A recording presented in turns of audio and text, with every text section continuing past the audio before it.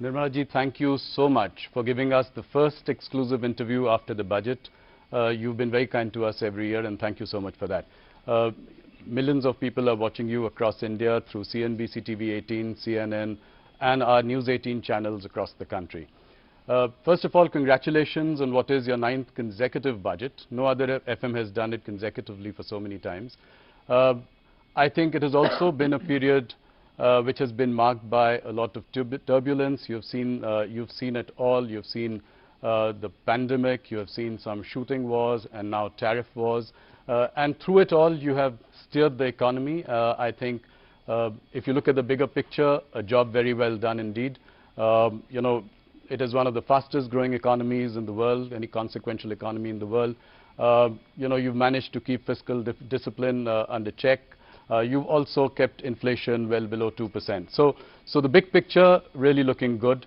I'll ask my first question, which I always do when I start.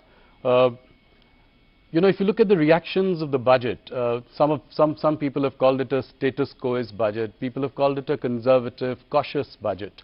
How do you react to this, you know, people saying no bold reforms this time? Of course, much is there in the fine print, and it is all coming out. The markets have, you know, come back today. So what was weighing on your mind when you were preparing this budget?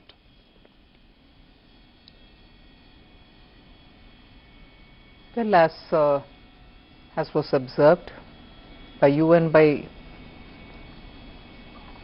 domain experts, not just in India, even outside, Indian economy's fundamentals are absolutely strong. It is the global uncertainties, which of course always every government has faced global uncertainties of different order, different level. But now the extent to which global uncertainties are bearing on countries and impacting decision making is of an order that we have never seen before. So certainly we had to keep that uncertainty in mind and plan for what is going to happen this year and what is going to commence in the next 5 years from this year, in that a new finance commission cycle starts.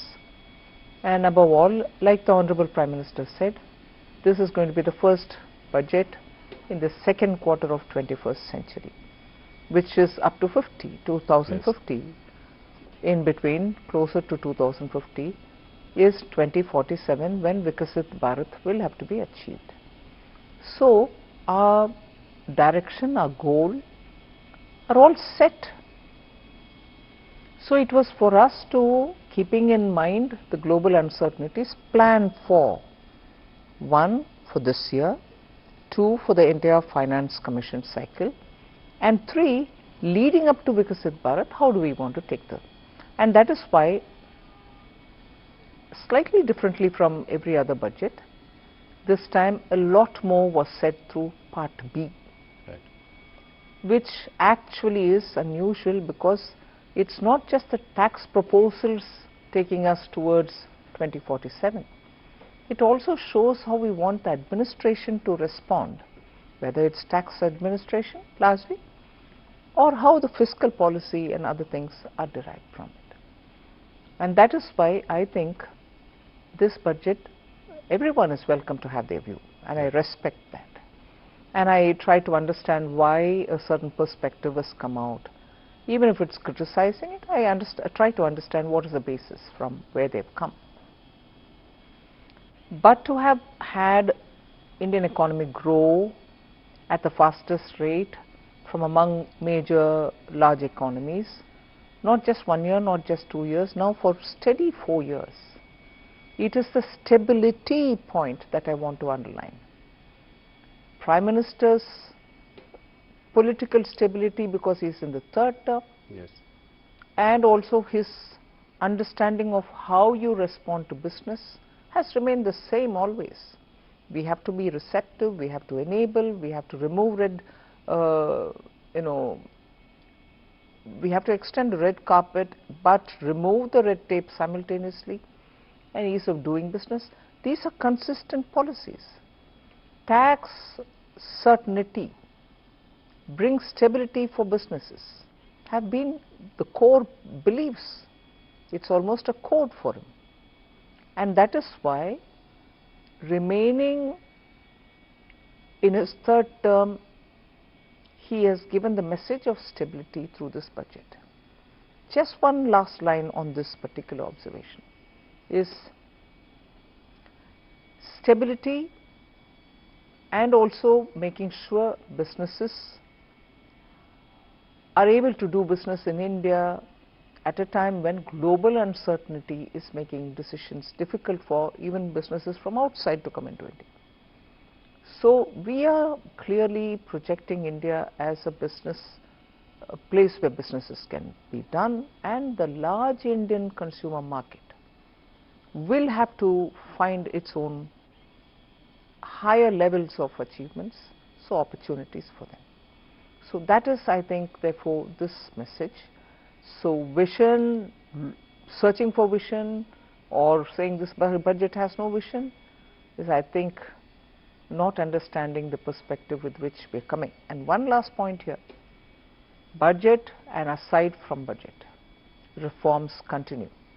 We have done several reforms, not through the budget, yes, but yet outside of it through the year. Yes. That is why the expression reform express, it is continuing to move and move at a good pace.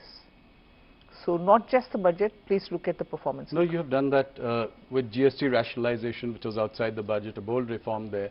I think there are reforms here as well. What would you consider as some of the signature highlights of this budget?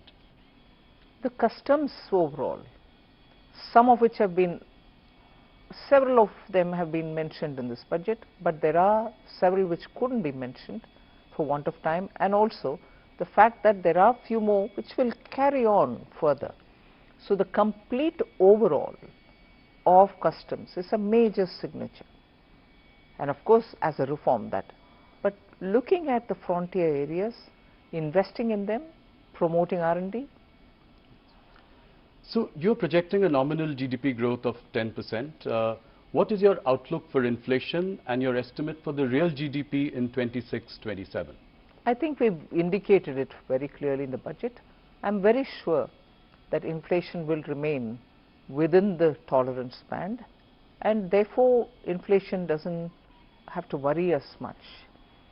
And everything therefore looks at it from the point of view of, if there is a deflator which is going to remain low and stable, it will have an impact on your estimates. Yes. No, you know, if you look at the GDP growth in the last 2 quarters, 8% has been impressive. Do you think that we can sustain this like China did for many years, an 8% growth? Do you think India can do that in the longer term to be able to grow at the clip that we are hoping it to achieve? Yes, and that is why the stability of the government and also the policy of the government matter. Okay. And do you think, what is feasible for India considering that the nominal GDP has been on a decline since FY22? So where do you see the nominal GDP going in the next couple of years?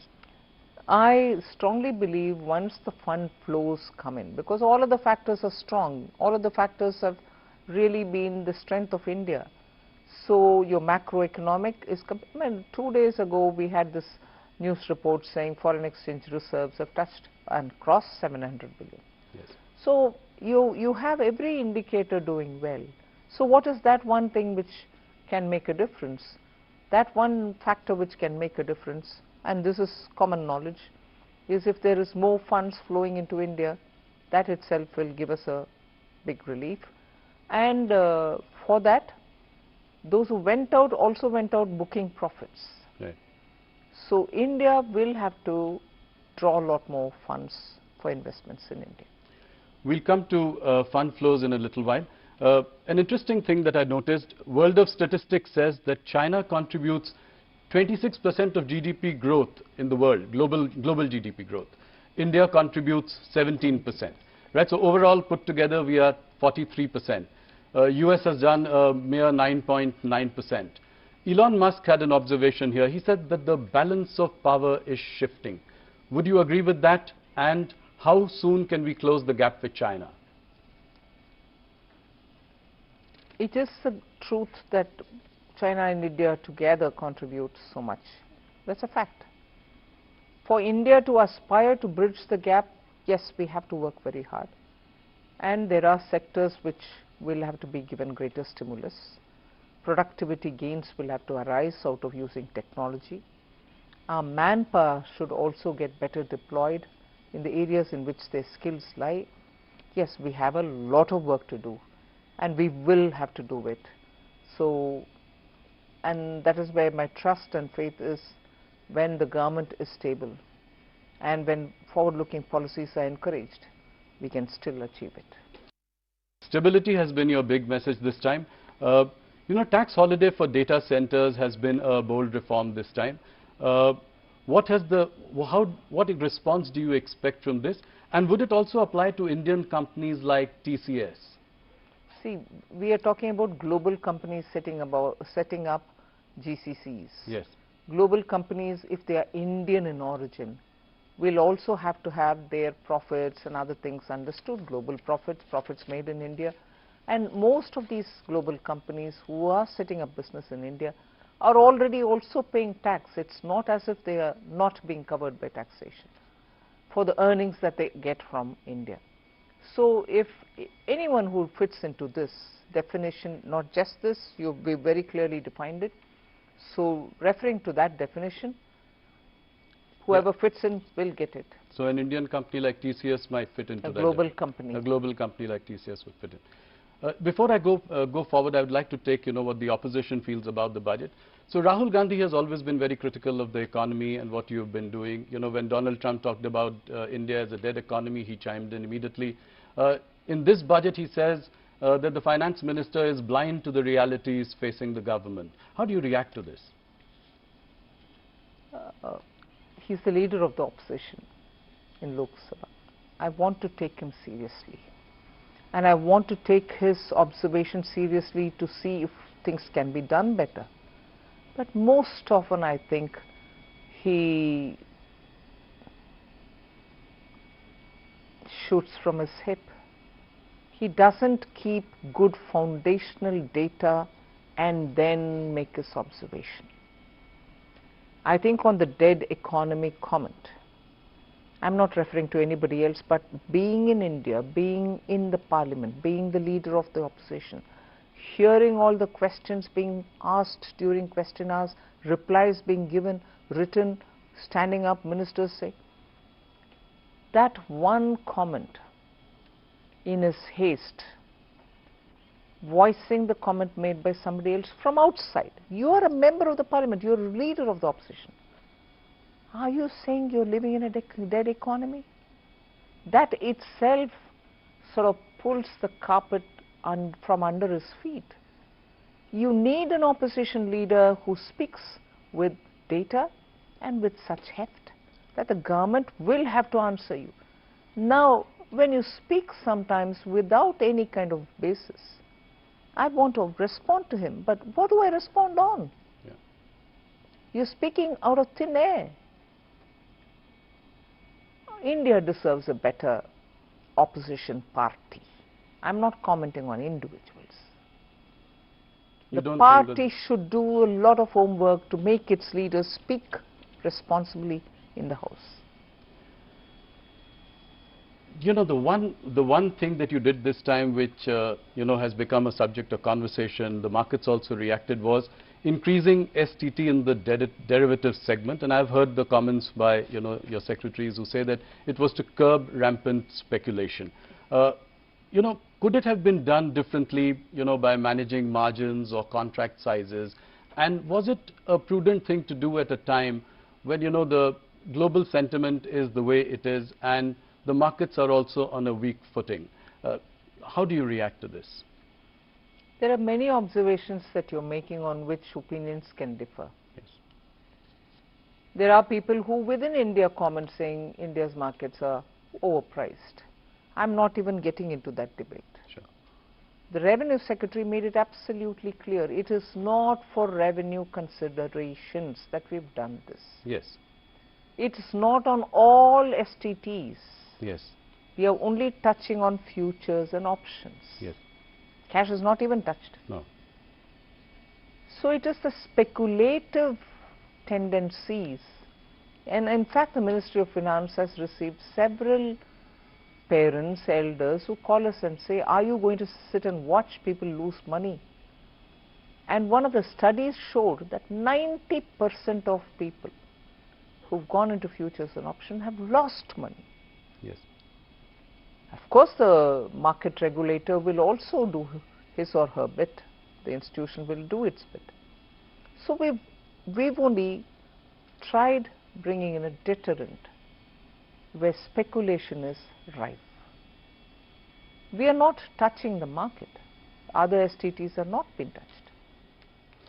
No, thank you for that clarification. Let me ask you a slightly directional question. You know, whether it is long-term capital gains or short-term capital gains, in the last few years they have only inched up, when, you know, most of the other taxes have really gone down.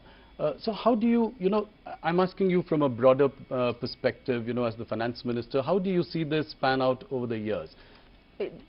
I don't agree with you when you say it's inched up.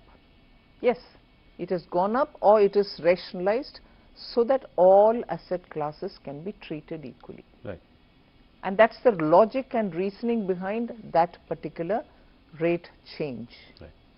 It wasn't done with an intent of earning out of it, but the disparity and the, you know, differential couldn't be sustained. So we had to rationalize it. And in fact, after that we even gave that option to say, you choose which one you want to have. Right. I remember standing up during the government amendments time, the finance bill passing time. We brought in that flexibility to the people who felt that they were, you know, shortchanged.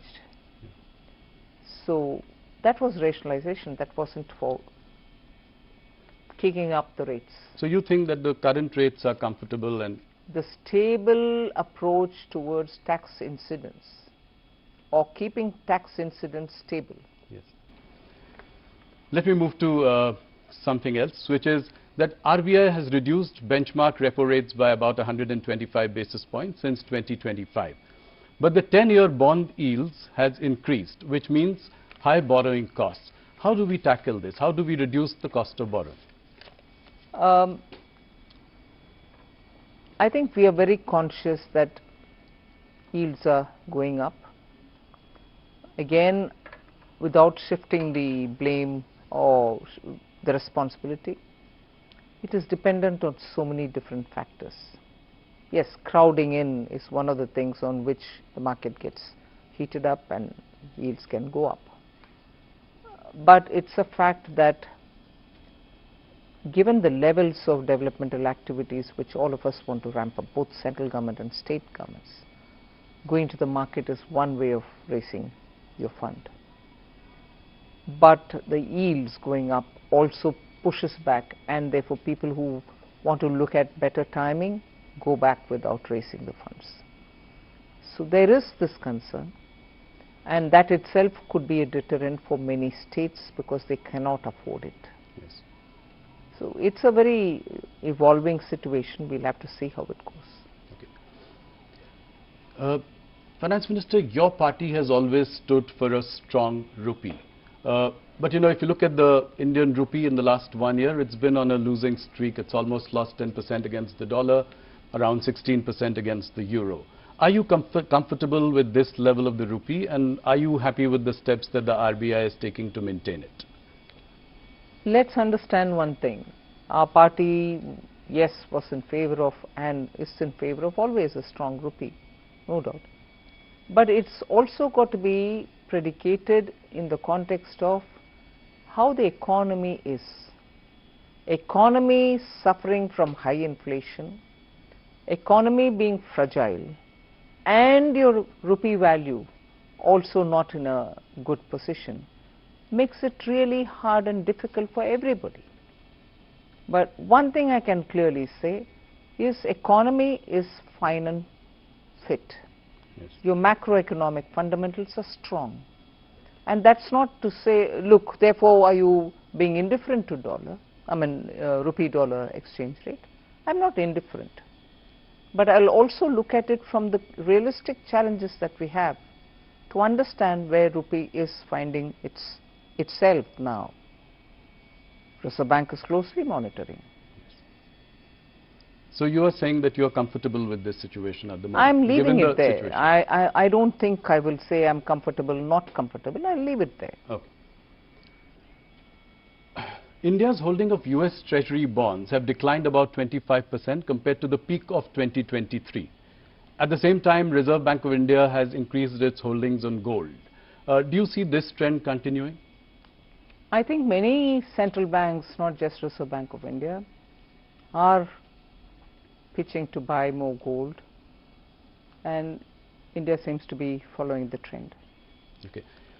Gold is up by about 80%, silver by 250%. How do you see this in the last 1 year, this phenomenon? The uncertainties in the world are making people to fall back on, let's say, time-proven asset, which is gold. And that's bound to be, because it is beyond anyone's fair assessment to see where things will move, and therefore the demand for gold. That brings me to the next point, which was also discussed a lot this budget. Capital gains on sovereign gold bonds purchased in the secondary market. Market participants feel this is some kind of a retrospective tax. Do you agree with that? What was the logic behind this? No.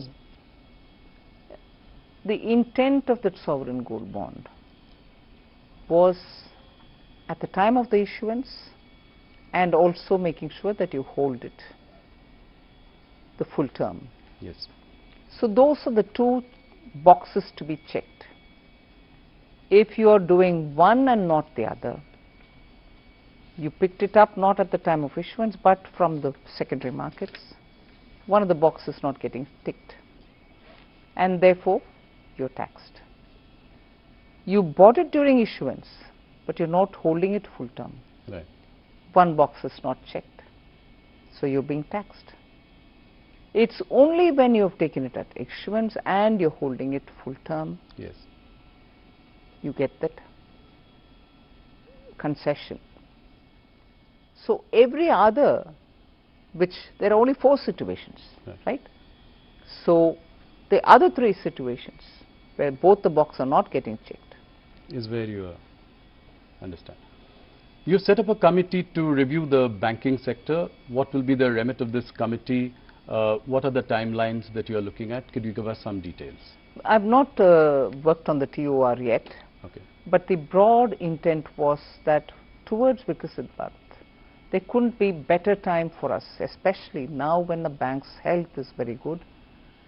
We would want from that strength to understand where we can go and how do we go, which is the path that we take to go there.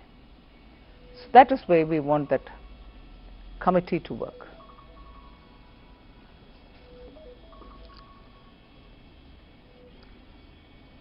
You know, in the past you have been disappointed about private sector, capex not picking up. This has been, you've said it in a couple of meetings, you've said it in our interviews as well. Do you see an uptick now because of certain reforms that you have introduced? I see some green shoots. I think it is the situation is improving, and I have reasons to believe that private sector investments will only grow. When I was asking you about this bank committee, there are 2 questions that I have related to that. One is, are you looking at the consolidation of PSU banks? Some mega banks as opposed to a whole lot of PSU banks today. And the second, would you allow conglomerates, Indian private conglomerates, to get into banking? That's for the committee to tell me. Of course, I've told you that the terms of reference is not made yet. But obviously, when you're looking at banking for Viksit Bharat, banking sector for a Viksit Bharat, there are many core such issues which the committee will have to look into. We'll wait and see what they have to say.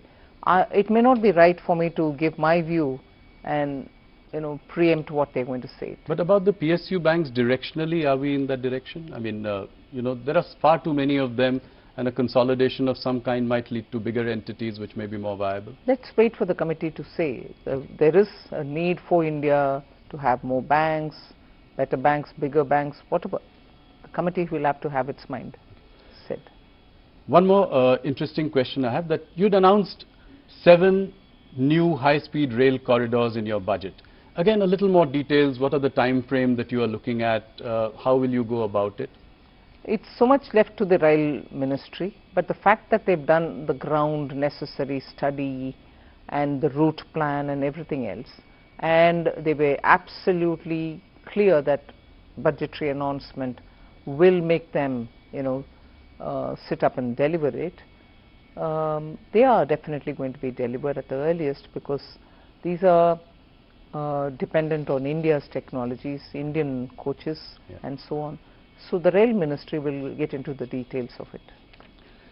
I've asked you this question before, but India's trade deficit with China is greater than about $116 billion in 2025.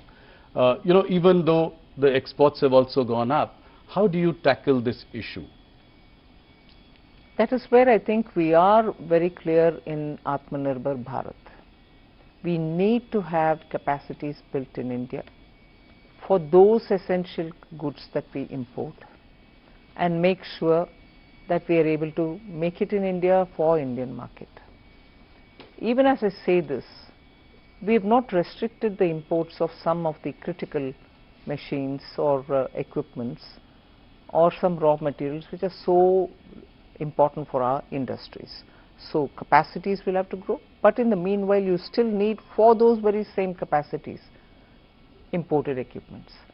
So we are doing a fine balancing act in not denying the raw material coming or the equipment coming, because there are some precision tools which you so need when you're going to set up a particular type of factory. We need those to come in here. Sorry.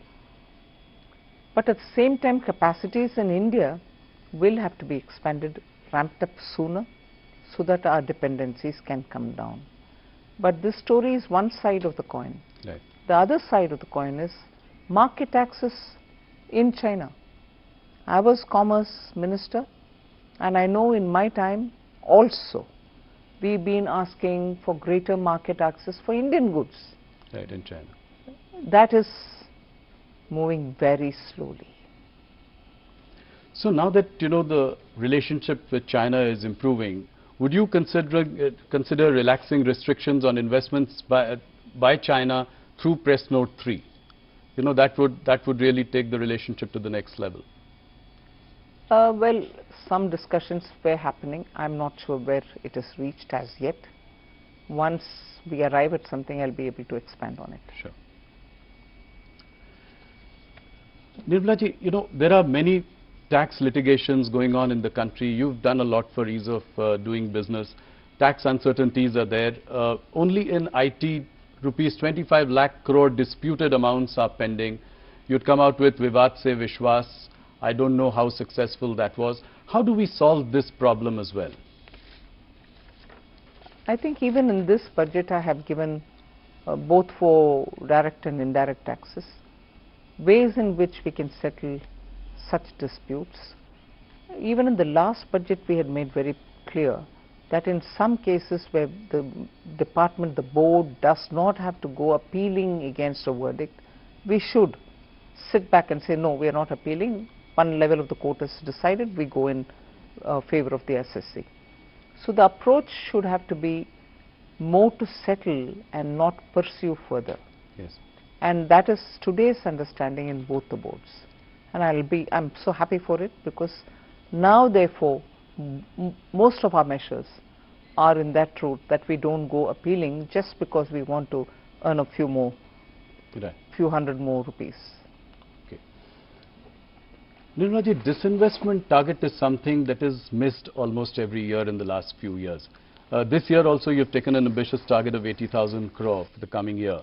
How is it going to be achieved? I've heard, your press conference where it was discussed about IDBI. But what about Shipping Corporation, BPCL, BMEL, Container Corporation, and so on? Can you give us some broad roadmap on the way forward? I'm not repeating my answers, but I also want to underline the fact that when government has decided of disinvestments will have to happen, it's a duty to honor it. Yes. we will never be able to bypass it and say no, unless the decision itself is changed by the cabinet, and no decision has changed till now. Earlier it was, at least a few years ago, it was COVID affected market, economy reviving market, so we had to be cautious about going to the market when it is not so suitable and so on. But I am very clear that I will be focusing also now on disinvestment, having given quite a few concessions in direct taxation, having been given in GST indirect taxation. My revenue also will have to be looked at from the point of view of what am I going to get out of disinvestment. Yes. So it's not to say that I didn't give the attention earlier, but the earlier attention was circumscribed by the fact that we were facing COVID, or we just came out of it, or the situation in the market is not. And some sectors do well, and therefore you can take them forward faster. Yes. Some others take their own time. But we will be going ahead with. So this time it's a very decisive yes. mandate to go for. That's right. And you're very confident of achieving the number yes. as well. Okay, that's good to hear. You know, this budget has also given a big fillip to AI, and I would like you to spend a little time trying to help our viewers understand the rationale behind it. The Eco Survey does point out to an AI bubble building up in valuations. So in that backdrop, what are we planning to do? How do we take this forward? See, government's interest in bringing AI is to improve productivity. Large-scale production benefits when you have AI influencing. Small-scale companies, MSMEs, in some sectors will benefit with AI. AI also is now so much sought after from the point of view of the orange economy. Yes. AI now has become part of every office. I've said this before, that in income tax and in GST, using artificial intelligence, deep tech, we are able to detect and see the money trail where we need to chase physically, manually, without technology. It would have taken years for us to find the money trail. Whereas now you go on this AI, you are able to get the entire web before you of who's going where, from where to where money is being sent, and so on. So if that is the case with income tax, that's the case also with rural technologies, yes. with agriculture, with surprisingly even in animal husbandry, crop intensity, and then you're able to predict what will be the crop outcome and so on. So every department is today moving to use AI. Now that's not displacing labor, it's creating more job opportunities, but job opportunities for those who are trained and skilled in AI. And that is why in this budget you see that we are listing out ways in which we are going to bring in technology into schools, into colleges, so that they will be able to come out and be an entrepreneur or set up a business to say, you want some AI solutions, I can give you. Sure. We are doing that as a pilot now in 3 states at the ITI district level. In the age-old ITIs, yes. where students went and learned some technology, they don't become engineers, but they do get a diploma. Used to be the world earlier. Yeah, yes. Now we are upgrading all these district level ITIs with the central government's money and making sure that master trainers are sent to all the districts, students are brought in, they can have the AI training and therefore be ready for the market. Just as the last budget and the budget before, we had set up institutions of excellence for AI in agriculture, AI in health, AI in cities building. Let me move to some political questions, and before anything else, this time people said there were not much mention of poll-bound states in your budget. In fact, you know, the governments in Kerala and in Tamil Nadu have reacted and said there's nothing in it for us. M.K. Stalin has said that, you know, Tamil Nadu has been snubbed by you. How do you react to this? It's sad commentary, you know. It's a sad commentary. Superfast trains, or the trains that we've announced, not bullet, but the high-speed yes. trains are going to Chennai, they're getting connected to Hyderabad, they're getting connected to Bengaluru. In fact, I was reading somewhere that once this comes in, the travel time between Chennai to Bangalore will be 1 hour and 30 minutes or something like that. Yeah. Is that not happening for Tamil Nadu? I had gone a couple of years ago when that Oki cyclone happened to Tamil Nadu, particularly to the districts which are adjacent to the coast. Every coconut tree had fallen flat. We couldn't even get enough saplings for those farmers that time, because everywhere they were looking at saplings from Karnataka and so on. Now Kerala and Tamil Nadu, both of them are election-bound states. Yes. Coconut trees there, every farmer is going to get benefited because they can replace old trees which are not giving yield with fresh saplings. Coconut promotion doesn't benefit pole-bound Tamil Nadu, doesn't benefit pole-bound Kerala. The rare earth corridors, yes, both Kerala and Tamil Nadu get it. Pole-bound states. yes. In fact, if I can say, defense corridor is in Tamil Nadu. Now they get the second corridor, which is rare earth corridor. Are they suggesting that these are not activities which are going to benefit Tamil Nadu? I have taken the name and said, snubbing Tamil Nadu? I can't believe this. Look at the allocation for Vikasit Bharat, Gram, Ramji Act, Yes. G Ramji Act. 95,000 crore is being given for it. The replacement for Manrega. Yes, I know. Yeah. But equally, I am not denying all the dues which are in the old scheme, the overhangs. 30,000 crore for that. Put together, it's 1,20,000. Is that against Tamil Nadu? Third question. Fourth, look at the way in which not just coconut, we are looking at sandalwood.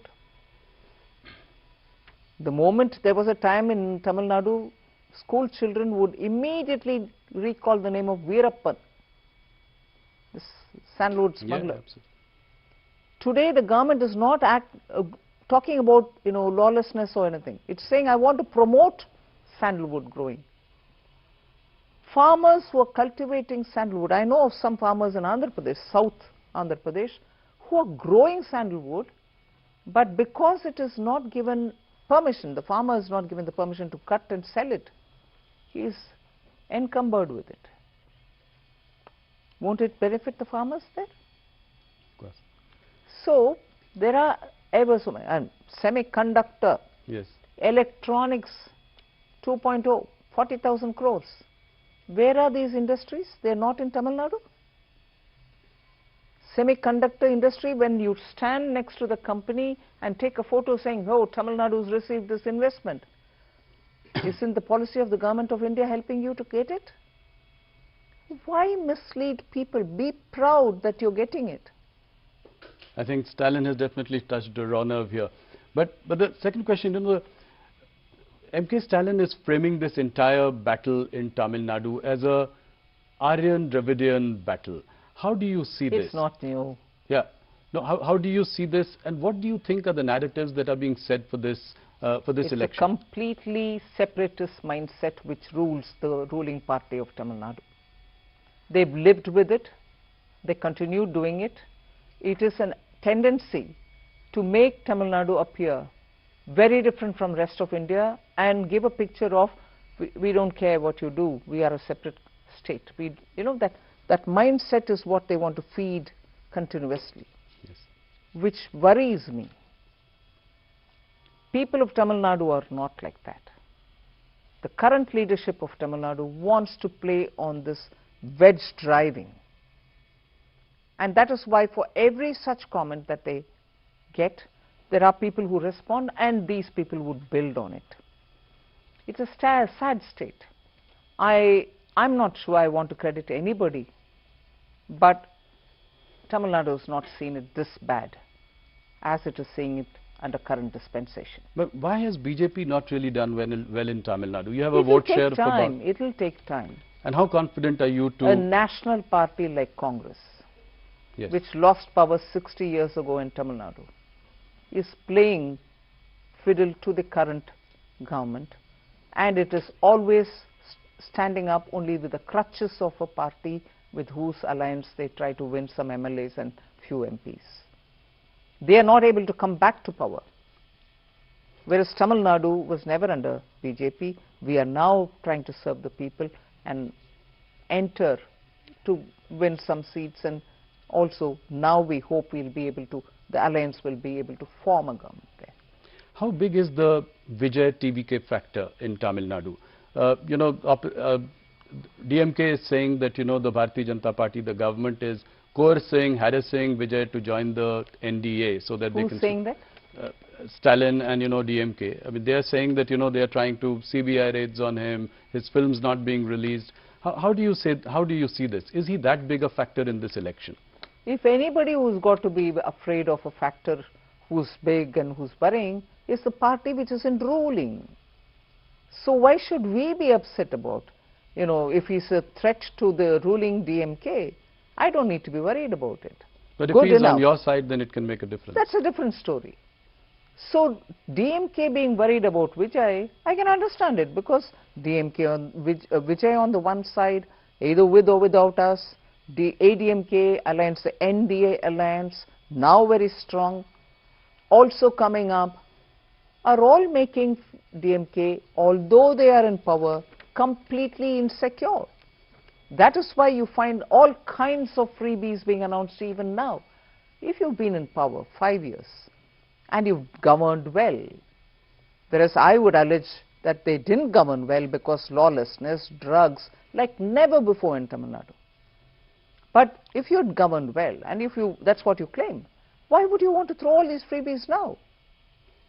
But is the BJP worried that, Vijay could come together with Congress? They are both making overtures with, to each other. So is that a worry that, that could be a formidable combination in Tamil Nadu? Where's Congress in Tamil Nadu? Despite the crutches that they're holding, the DMK crutches that they're holding, where's Congress? And today it's a divided house. Congress in Tamil Nadu is a divided house. Let them make up their mind where they want to be. One group wants to go with TVK. Yes. And the other group wants to remain with DMK. They've embarrassed themselves by wanting to be there, reap benefits there, but yet wanting to go to a new alliance. Haven't they messed themselves up? But do you think Vijay is the X factor this election, and is he consequential this time? Only the election can prove it. Okay. Thank you so much for taking so much time and answering all our questions. It was indeed a pleasure talking to you. Thank you, and look forward to the next interaction. Thank you very much.